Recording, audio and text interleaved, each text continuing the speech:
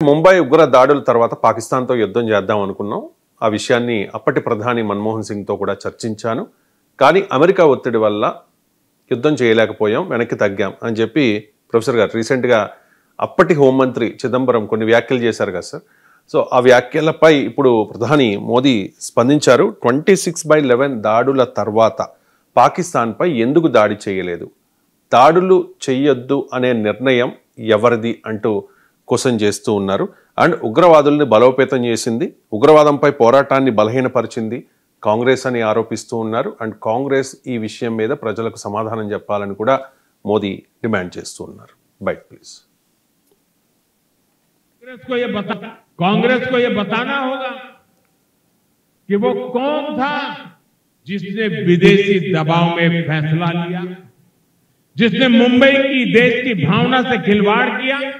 और देश को ये जानने का हक है, कांग्रेस की इस कमजोरी ने आतंकवादियों को मजबूत किया, देश की सुरक्षा को कमजोर किया, जिसकी कीमत देश को बार बार जाने गंवा कर चुकानी पड़ी।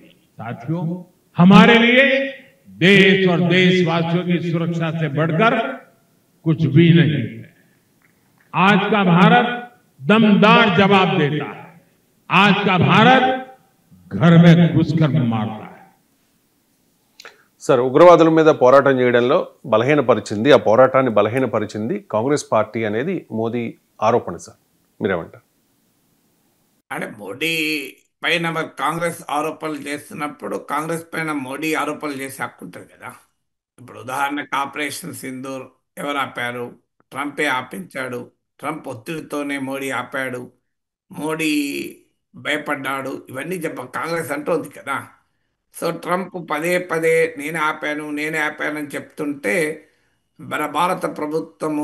భారత ప్రభుత్వం స్పష్టంగా కాదు అని చెప్తున్నా కాంగ్రెస్ పార్టీ ట్రంప్ చెప్పాడు గనక మోడీ సమాధానం చెప్పాలని అడగడం లేదా?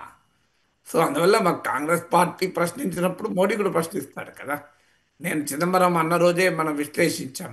Chidambaram Congress party self goal వేయడంలో చిదంబరం లాంటి నాయకులు సరిపోతారని.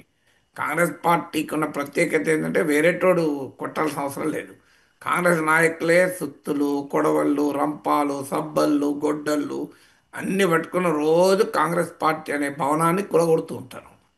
రాహుల్ గాంధీ, కాంగ్రెస్ పార్టీ సోనియా గాంధీ దాన్ని మరమ్మతులు చేస్తూనే ఉంటారు.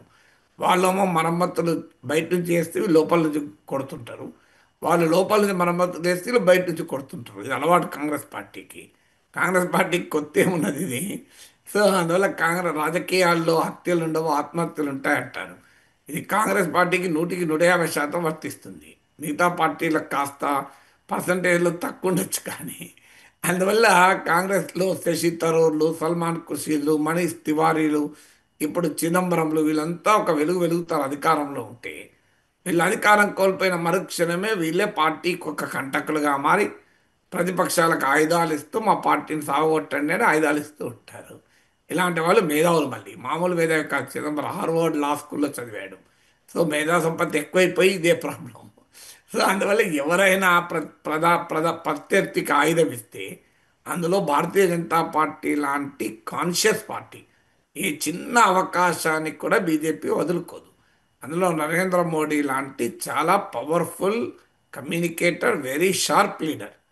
సో అసలు ఒకదాన్ని అనని దాన్ని అన్నట్టుగా చెప్పగలిగే సామర్థ్యం బీజేపీకి ఉంటుంది.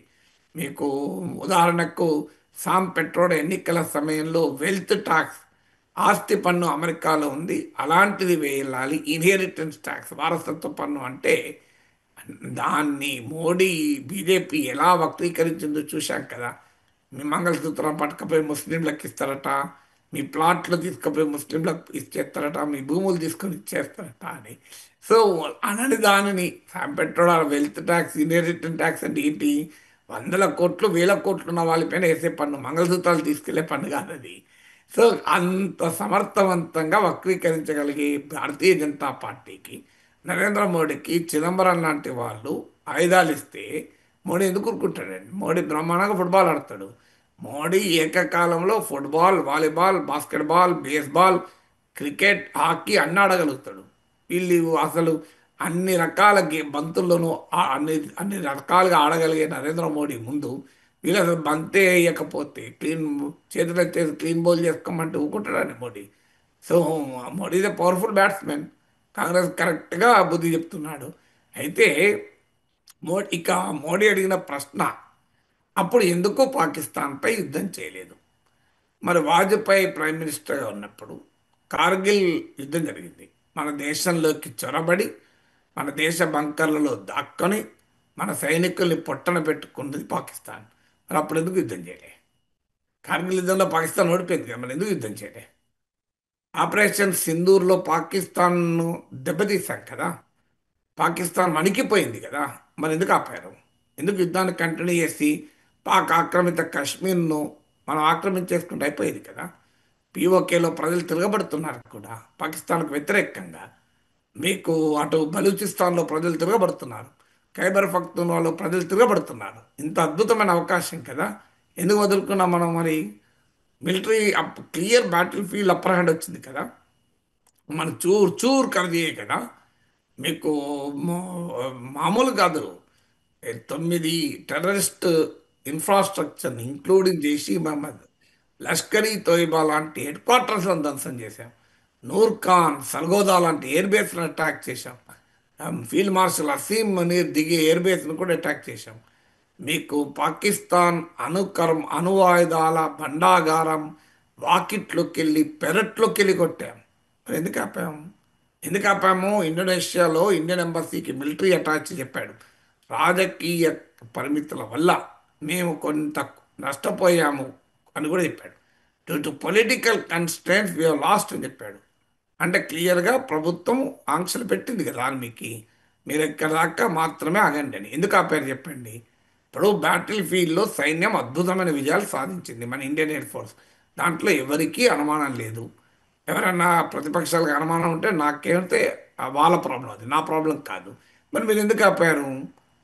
ఎవడు శత్రువు ఓడిపోతుంటే ఆపుతారండి యుద్ధం? ఎవడన్నా శత్రువును తరిమి తరిమి కొట్టాలి కదా. శత్రువు ఓడిపోయి పారిపోతుంటే మీరు ఎందుకు వదిలేరు? కారణం ఏంటంటే Pakistan director general military operator phone చేసి బతిలాడాడు, కాలబేరానికి వచ్చాడు.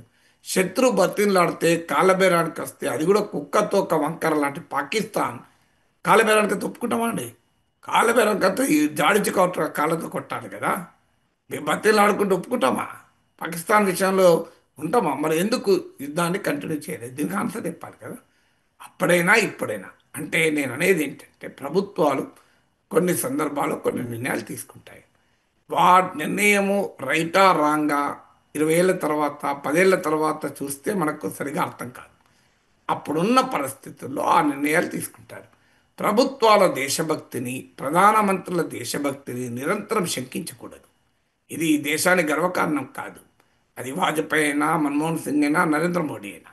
విధానాల్ని విమర్శించడం వేరు, వారి దేశభక్తిని శంకించడం వేరు. ఎస్, ఆపరేషన్ సింధూర్ ఆపి ఉండకపోతే బాగుండేది, విశ్లేషించవచ్చు, తప్పలేదు. లేదు, ముంబై దాడుల తర్వాత పాకిస్తాన్పై యుద్ధం చేస్తుంటే బాగుండేది, కార్గిల్ యుద్ధాన్ని వాజ్పేయి ఆపాల్సింది లేకుండే. Yes, there can be opinion. కానీ దేశభక్తిని శంకించడం సరైనది కాదు. సో ప్రధానమంత్రుల ప్రభుత్వాల దేశభక్తిని శంకించకూడదు. నా దృష్టిలో నరేంద్ర మోడీ దేశభక్తుడు, రాహుల్ గాంధీ దేశభక్తుడు, మన్మోహన్ సింగ్ దేశభక్తుడు. విధానాల్ని మనం ప్రశ్నించవచ్చు, మోడీ దేశభక్తిని ప్రశ్నిస్తే ఖచ్చితంగా వ్యతిరేకించాలి.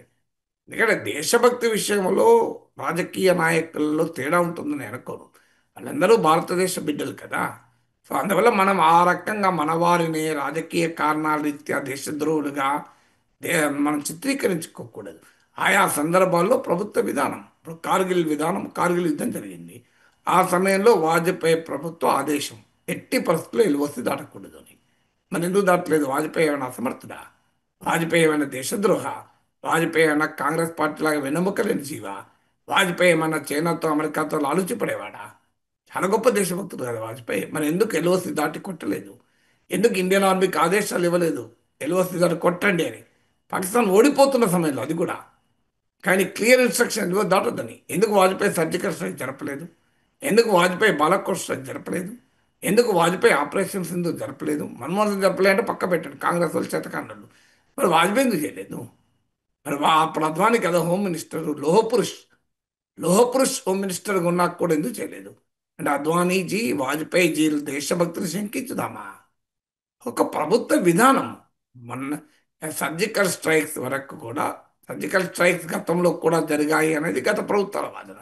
అట్లీస్ట్ బాలాకోట్ స్ట్రైక్స్ లాంటివి అయితే జరగలేదు, అనుమానం లేదు. 1971 వార్ తర్వాత భారతదేశం సరిహద్దు దాటి పాకిస్తాన్ లోపలికి వెళ్ళి అటాక్ చేయలేదు. ఈసారి మోడీ ప్రభుత్వ హయాంలో బాలాకోట్ స్ట్రైక్స్ మొదటిసారి జరిగింది. తర్వాత ఇప్పుడు ఆపరేషన్ సింధూర్. అంతవరకు మనం అంగీకరించాలి. కానీ అంతకుముందు ఎందుకు జరగలేదు? వాళ్ళు అలా అంటే అంతకుముందు ఇందిరాగాంధీ 1971లో కాంగ్రెస్ ప్రభుత్వం పాకిస్తాన్ రెండు ముక్కలు చేసింది. మరి మోడీ ఎందుకు చేస్తలేదు రెండు ముక్కలు? అప్పుడు బంగ్లాదేశ్లో తూర్పు పాకిస్తాన్లో తిరగబడినట్టు ఇప్పుడు బెలూచిస్తాన్లో తిరగబడుతున్నారు. బెలూచిస్తాన్ లిబరేషన్ ఆర్మీ ఆఫర్ కూడా ఇచ్చింది, కలిసి కొట్లాడదాం పాకిస్తాన్ పైన, మీరు అటు నుంచి నరక్కరండి, మేము ఇటు నుంచి నరక్కేస్తామని. టెరీకి తాలిబాన్ పాకిస్తాన్ రెడీగా ఉంది సపోర్ట్ చేయడానికి. ఈవెన్ తాలిబాన్ సపోర్ట్ చేస్తుంది. తాలిబాన్ విదేశాంగ మంత్రి ఇప్పుడు ఇండియాలో ఉన్నాడు. మరి మనం ఎందుకు మోడీ ఎందుకు బంగ్లాదేశ్ను మనం ఇందిరాగాంధీ కాంగ్రెస్ పార్టీ బంగ్లాదేశ్ను విడగొట్టింది కదా, మీరు బెలూచిస్తాన్ విడగొట్టండి, మీరు ఖైబర్ పఖ్తూన్లో విడగొట్టండి, పిఓకేని విడగొట్టండి, ఎందుకు ఊరుకుంటున్నారు మోడీ? దీనికి ఆన్సర్ ఉంటుందా? దీనికి ఆ మోడీ దేశద్రోహి, మోడీ బలహీనుడు, మోడీ చేతకానివాడు అని అందామా? అందువల్ల ఒక వ్యూహాత్మక నీతి అది. ఒక సందర్భంలో ఒక రకమైన విధానాన్ని ప్రభుత్వాలు తీసుకుంటాయి విత్ ఆల్ దేర్ విజ్డమ్. అప్పుడున్న పరిస్థితులపైన వాళ్ళకున్న అంచనా.